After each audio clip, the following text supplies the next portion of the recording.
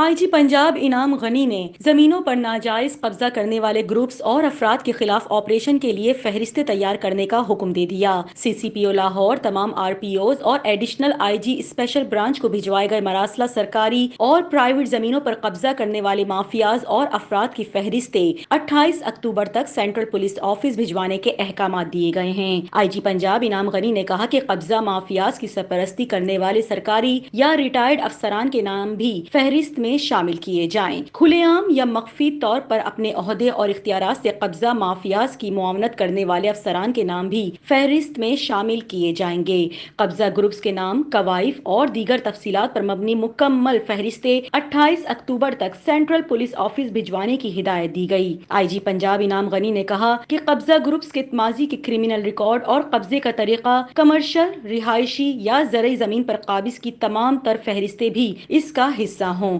ہدایات میں مزید کہا گیا کہ قبضہ گروپس کے بظاہر پیشہ، بزنس، ٹیلی فون نمبر سمیت تمام ممکنہ تفصیلات کو ریکارڈ میں شامل کیا جائے گا۔